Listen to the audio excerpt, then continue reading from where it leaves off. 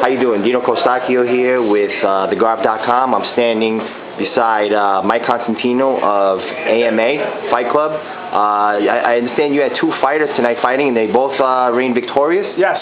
Andy Main won a decision, and Shorty Rock Santella armbar in the second round. Nasty armbar.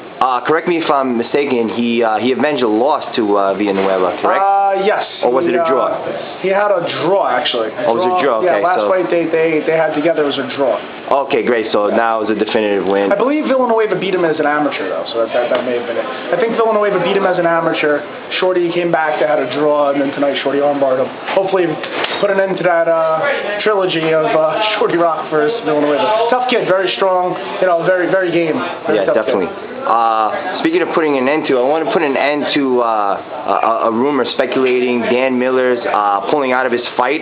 Can you tell me a little bit about that? There was some rumors that he was injured, then there was some rumors that he had maybe a staph infection. Basically had a skin infection, and then his body didn't respond to the medicine. It was a sulfur-based medicine, and he had a very bad allergic reaction.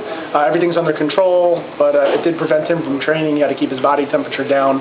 Hence, that's why we had to pull out of the fight. It's a shame. We were really looking forward to that fight, but we'll get him there soon again. I see. I believe Jay Silva is taking his place, correct? Yes. I wanted to ask you also about, did you see actually the last UFC pay-per-view? Yes. What did you think of the Jake Rochelle versus Chris Lieben fight? Because Dan Miller fought Jake Rochelle. He submitted him, I believe, by guillotine? Yes, guillotine. Rochelle's a tough kid. I was speaking to Mark Lehman, one of his trainers out in Vegas at UFC 98.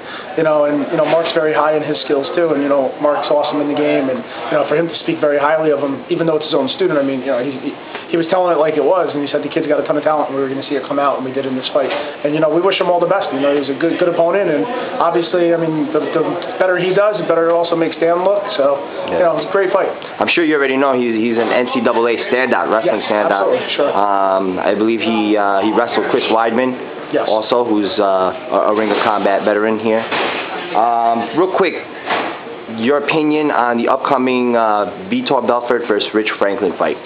Tough fight. I like Vitor. I'm actually a fan of Vitor. Tough fight. Rich is always game, though, too. He gave Henderson all he can handle, and Henderson's nasty. Big, strong wrestler, big right cross. We also what he did to this thing. And Franklin and him had a war, so I'm expecting the same thing. Depends which Vitor comes to fight. Hopefully his head's in the game. You mean the old Vitor or the new Vitor?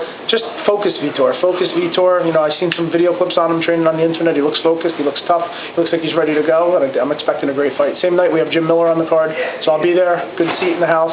Jim Miller's opponent, I'm sorry, just for all the fans. Jim Miller's opponent, originally Thiago Tavares, got hurt, pulled out, and we have a replacement named Steve Lopez making his UFC debut. I believe, solid record, 14-1, 16-1. Good striker coming down from the welterweight division to lightweight, getting a shot in the UFC. That's what it's all about.